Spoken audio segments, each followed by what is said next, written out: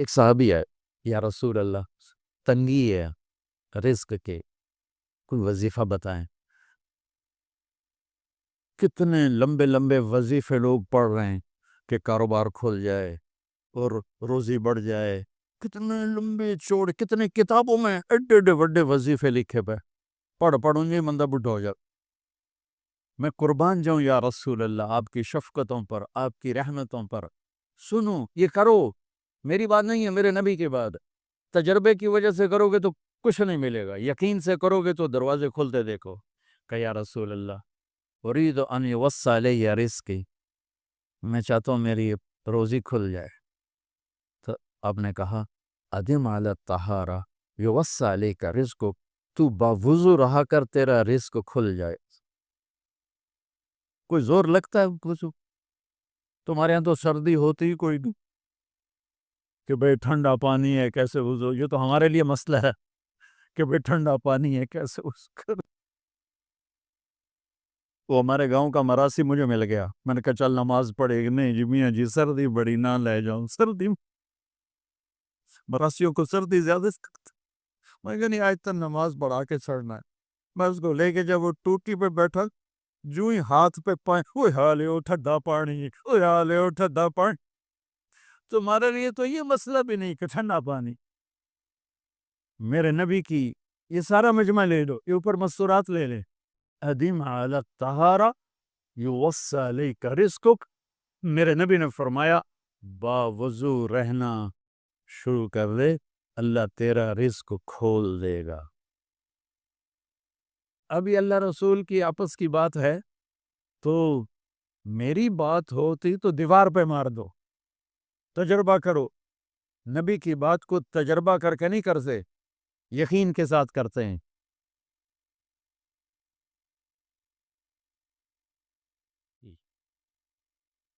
ادم علی الطہارہ یوسع علیک رزقک، باوضو رہا کر۔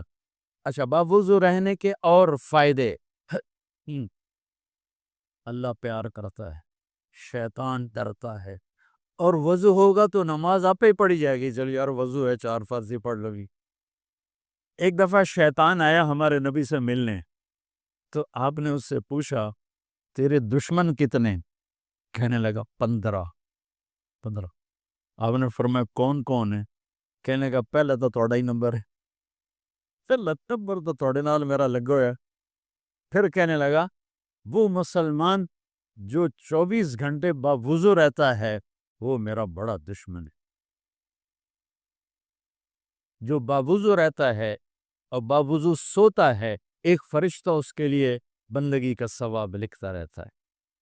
خیر واپس آتا ہوں، میرے نبی نے فرمایا 4 باتیں لے لو اور دنیا بھی تمہاری آخر، ساری PIA زندہ ہو جائے گی، ساری اکانومی زندہ ہو جائے گی، ساری معیشت زندہ ہو جائے گی۔ 5 بھی نہیں، ایک انگلی بھی آپ نے نیچے کر دی، کہ یہ بس اتنی لے لو۔ حفظ امانت، صدق حدیث، حسن خلیقت، عفت فی طعمت۔ کیا خوبصورت! ساری زندگی کسی کو دھوکہ نہ دینا، دیانت داری۔ میرے ملک کے ادارے کیوں ڈوب گئے؟ دیانت نہیں تھا، لیکن کھوٹ آ کے، دھوکہ آ کے۔ میرے نبی نے کہا حفظ امانت، کبھی امانت میں خیانت نہ کرنا، صدق حدیث، کبھی جھوٹ نہ بولنا، ہمیشہ سچ بولنا۔ میرے نبی نے فرمایا میرا امتی ہر گناہ کر سکتا ہے، 2 نہیں کر سکتا، ایک جھوٹ کبھی نہیں بولے گا، ایک دھوکہ کبھی نہیں دے گا۔ میرے نبی کی 2 صفتیں ہائی لائٹ ہوئیں، صادق اور بولو کیا ہیں؟ کوئی اور بھی تو ہو سکتی تھی، جس سے مشہور کیا، قاب قوسین بھی تو ہے، اور ادنا بھی تو ہے، واللیل بھی تو ہے، سیاہ زلفوں والا، والضحیٰ بھی تو ہے، روشن چہرے والا۔ کس سے مشہور کیا؟ صادق امین۔ اگر آپ مجھ سے سوال کرو، میں منبر رسول پہ بیٹھا ہوں کہ مولانا صاحب سارے دین کو 2 لفظوں میں بتاؤ، ساری شریعت کو، تو میرے پاس دو لفظ ہیں، سچائی اور امانت داری۔ آپ مجھ سے سوال کرو مولانا صاحب ساری دنیا کے کفر کو بتاؤ، تو میرے پاس دو لفظ ہیں، جھوٹ اور دھوکے بازی۔ جھوٹ اور خیانت، پوری دنیا کا کفر ان کے اندر چھپا ہوا ہے۔ سچائی اور دیانتداری، پوری دنیا کا اسلام اس کے اندر چھپا ہوا ہے۔ دیانت اور سچائی یہ بیج کی طرح ہے، اور پورا اسلام پھر باغ بن کے پھلتا پھولتا ہے۔ جھوٹ اور دھوکا یہ بھی بیج کی طرح ہے، پھر اس سے کفر کا جنگل کانٹوں بھرا جنم لیتا ہے۔ میرے معاشرے سے جھوٹ نکل جائے، دھوکا نکل جائے، یہ پاکستان جنت کا ٹکڑا ہے۔ اور یہ حکومت کے بس کا نہیں ہے کہ وہ سب کو سچ بلوائے، یہ مجھے کرنا ہے، یہ مجھے کرنا ہے، میں نے اور آپ نے اس کو شروع کرنا ہے۔ حضرت جریر بن عبداللہ یہ یمن کے شہزادے تھے، آخری حج پہ مسلمان ہوئے، اپنے نوکر سے فرمایا گھوڑا خرید کے لا، میں پیسے یہاں پیمنٹ کروں گا۔ وہ منڈی میں گیا، 300 روپے کا گھوڑا لے کر آیا۔ جب انہوں نے گھوڑوں کو دیکھا تو وہ قیمتی تھا، مالک کو پتہ نہیں تھا، اور یہ گھوڑوں کی نسل کے پہچاننے والے اس سے کہنے لگے تیرے گھوڑے کے 400 کر دوں؟ کر دو۔ بڑا حیران ہو کے دیکھنے لگا، بھئی ہے کہ آپ تو مجھے چیز خریدنی ہے تو میں گھٹاتا ہوں، اور اجمل نے بیچنی ہے تو یہ اس کی قیمت بڑھاتا ہے، اور یہاں خریدار کہہ رہا ہے 400 کر دوں؟ وہ کہنے لگے کر دو۔ کہ 500 کر دوں؟ کہنے لگا کر دو۔ کہ 600 کر دوں؟ وہ تھوڑا تھوڑا گھبرانے لگا، بھئی یہ چکر کی ہے۔ 700 کر دوں؟ 800 کر دوں؟ وہ کہنے لگا حضور تسی لینا تے لو، پر میرا مذاق تھا نا، تسی بٹھو کدی لین والے بھی پیسے بتائے، تجھے میں نے 300 دے میں جاواں، کہنے کہ اس کو 800 دے دو اور گھوڑا باندھ دو۔ وہ حیران، خوشی سے چھلانگے مارتا ہوا گیا۔ تو جب وہ چلا گیا تو نوکر نے پوچھا میں جب 300 میں سودا کر کے آیا تھا تو 500 کس خوشی میں بڑھائے؟ فرمایا میرے بھائی اس کے گھوڑے کی قیمت 800 تھی، 300 نہیں تھی، اور میں نے نبی کے ہاتھوں میں ہاتھ دے کے یہ وعدہ کیا تھا زندگی بھر کسی کو دھوکہ نہیں دوں، سب کی خیر خواہی شام۔ تو بھائیو میرے اداروں میں کس ٹیلنٹ کی کمی نہیں، صلاحیتوں کی کمی نہیں، دیانت کی کمی ہے، قوت عمل کی کمی نہیں، سچائی کی کمی ہے۔ حجاج بن یوسف ایک ظالم گورنر گزرا ہے، اس کے خلاف بغاوت ہوئی، وہ ناکام ہو گئی، تو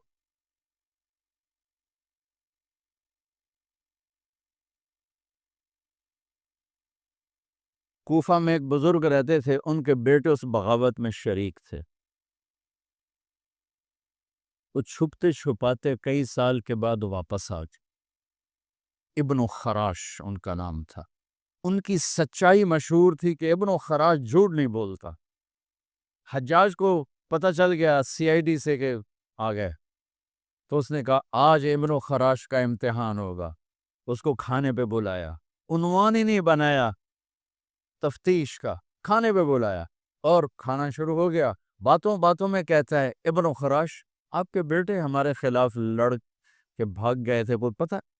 تو ابن خراش ہنس پڑے، کہنے لگے حجاج زندگی موت تو اللہ کے ہاتھ میں ہے، گھر آئے بیٹھے۔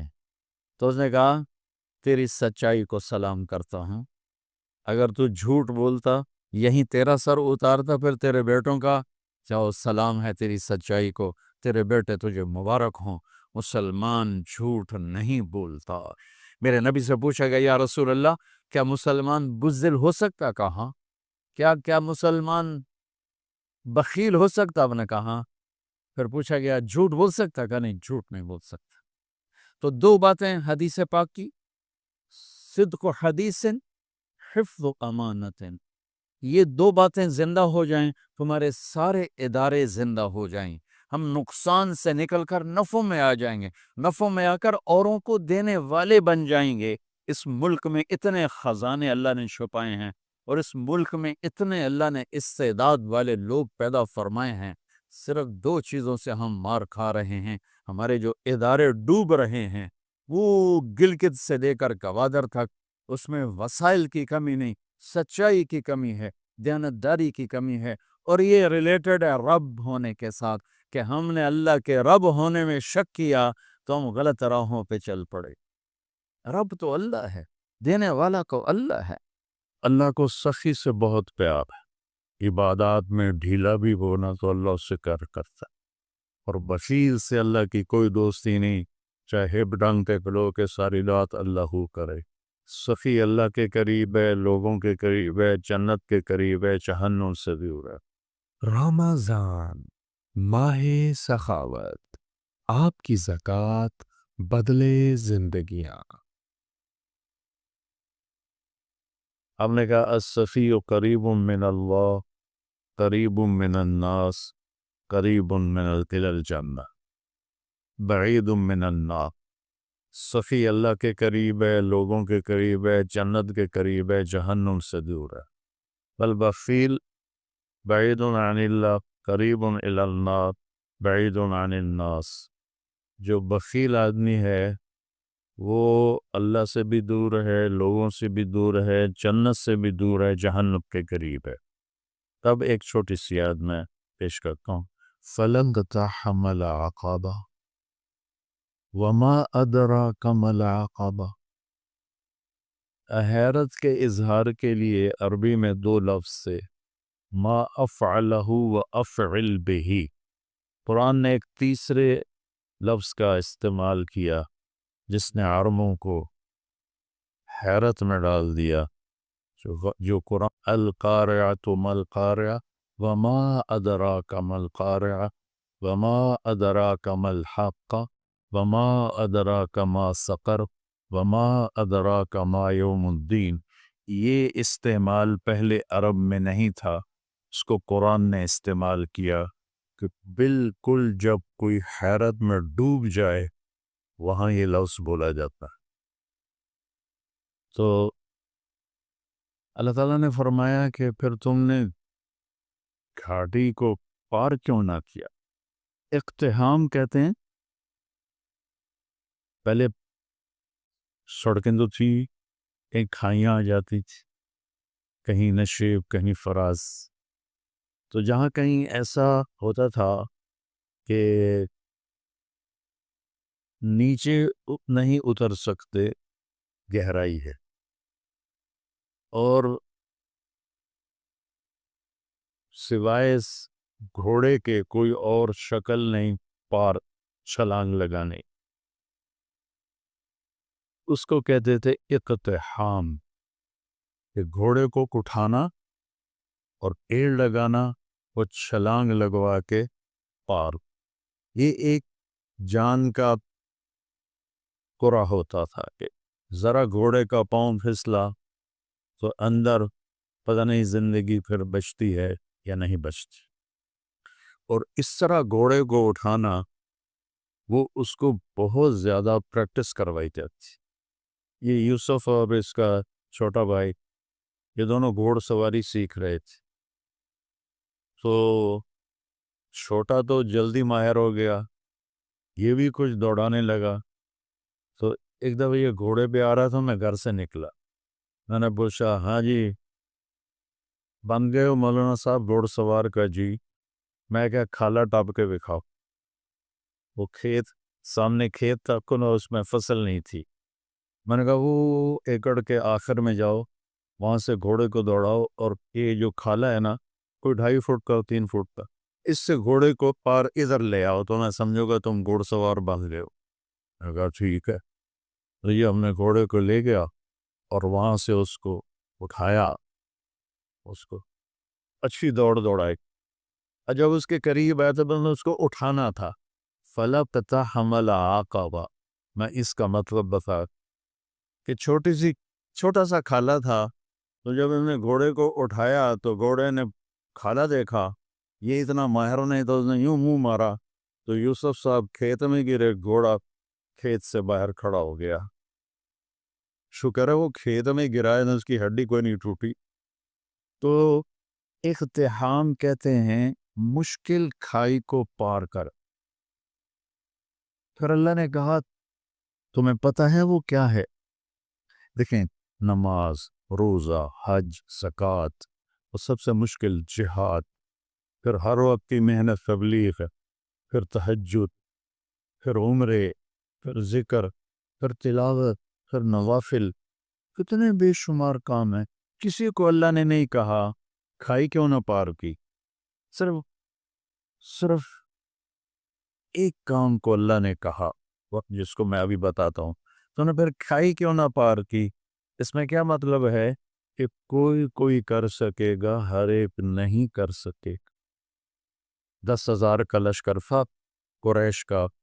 جب وہ آئے مدینہ حملہ کرنے تو آگے خندق کھودی ہوئی تھی، تو صرف ایک آدمی نے چھلانگ لگا کے اس کھائی کو پار کیا، عمر بن عبد ود. باقی کسی کی ہمت نہیں ہوئی، حالانکہ اتنے سارے شاہ سوار تھے. صرف ایک نے گھوڑے کو اٹھایا اور جا کر دوسری ادھر جا کر اس نے چھلانگ لگائی. تو اللہ تعالیٰ نے فرمایا تمہیں کچھ خبر ہے کہ یہ کھائی پار کرنا میں کیا مطلب لے رہا ہوں؟ کہ نہیں یا اللہ کا فک و رقبہ، جن کی گردنیں پھنسی ہوئی ہیں مصیبت میں، تکلیف میں، بیماری میں، قرضے میں، مصائب میں. کوئی مصائب کی ایک قسم ہو تو بتاؤں، یہاں تو ایک سلسلہ ہے دکھوں کا. یہ سکھ تو اللہ نے سارے جنت میں رکھے. کہ لوگوں کی گردنیں چھڑانا، لوگوں کی گردنیں چھڑانا، فک و رقبہ، اتنا خوبصورت لفظ ہے. پہلے جو تھے نا غلاموں کے، ہم گئے تھے وہ تنزانیہ کے زنجبار ہماری جماعت گئی، نئی بٹ صاحب بھی ساتھ تھے. تو وہاں جہاں غلاموں کو وہ پکڑ کے لاتے تھے اور وہاں ان کو اندر قید کرتے تھے، پھر بحری جہاز آتے تھے تو ان کو بیچ کے آگے روانہ کرتے تھے. زنجبار سے کتنے کالے امریکہ پہنچے اور یورپ پہنچے. تو ان کی گردن میں توق ہوتا تھا کہ یہ بھاگ نہ جائیں. وہ توق وزنی ہوتا تھا، وہ بڑے کرب اور تکلیف میں ہوتا تھا غلام. تو اللہ نے وہ تعبیر لی، فک و رقبہ، کہ جس کے گردن میں لوہے کے توق پڑے ہوں اس کے توق کھول کے آزاد کروائے. ہر مصیبت زدہ کی گردن میں توق ہوتا ہے. او اطعام فی یوم ذی مسغبہ،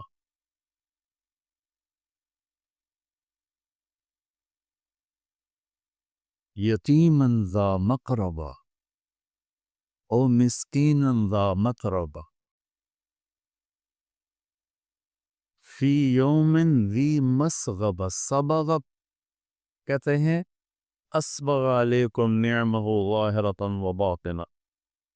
بارش ہوتی ہے تو ہم پورا بھیگ جاتے ہیں، اگر باہر ہوں پورا بھیگ جاتے، کہیں سے بھی ہمارا کوئی پہلو نہیں بچتا. تو اللہ تعالیٰ فرما رہا ہے کہ وہ آدمی جس پر بھوک بارش کی طرح چھا گئی اور کہیں سے بھی وہ نہیں نکل پا رہا اس بھوک سے، اس کو اس بھوک سے نکالنا، خاص طور پر جب وہ تیرا رشتہ دار ہو اور تو بھی یتیم. رشتہ داروں میں کوئی مالدار ہو جائے تو غریب حسد کرتے ہیں اور مالدار تکبر کرتا ہے. وہ ان کے ضائع ہونے کی تمنا کرتے ہیں، وہ ان پر اپنے مال کا روب جتلاتا ہے. تو اللہ نے کہا وا مقربہ، جو تیرا قریبی رشتہ دار ہے نا، قرب والا، اس کو بھوک نے بارش کی طرح ایسے گھیرے میں لے لیا، نکلنے کا راستہ ہی نہیں ہے، اس کو کھانا کھے. او مسکین، فقیر اسے کہتے ہیں جس کے گھر میں ایک دن کا کھانا ہو. مسکین سکن سے ہے، سکن ہوتا ہے ٹھہر جانا، ٹھہر جانا. مسکین جس کے زندگی ٹھہر گئی ہو بھوک کی وجہ سے، فاقے کی وجہ سے، اس کے پاس ایک لقمہ روٹی. فقیر اسے کہتے ہیں جس کے پاس 24 گھنٹے کے تو کھانا ہو، آگے کوئی نہ ہو. اور مسکین اسے کہتے ہیں جس کی زندگی ٹھہر گئی ہو، سکن، سکون ہم عام طور پر کہتے ہیں، سکون آ گئے. اس مسکین کو کھانا کھلانا یہ ہے گھاٹی کو پار کر. اب اس ویلفیئر کے کام میں غیر مسلم بھی شریک ہیں، مسلم بھی شریک ہیں. تو پھر اللہ نے آگے اس پچھلے کام کی قبولیت کی شرط لگائی، ثم، صرف اتنے سے بات نہیں کروں گا، ثم، پھر اس کے بعد تم کان من الذین آمنوا، تم ایمان والے بھی ہو، ایمان والے بھی ہو. ایک شرط. دوسری وتواصوا بالصبر وتواصوا بالمرحمہ، اور لوگوں کو صبر اور رحم کی دعوت بھی دینے والے ہو.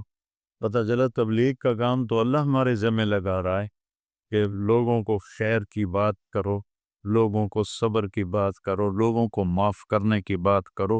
اولئک اصحاب المیمنہ، یہ وہ لوگ ہیں جو قیامت کے دن کامیاب ہوں. تو میرے عزیزو، یہ زندگی بھر کا سودا ہے، جتنا ہم اللہ پہ دیں گے.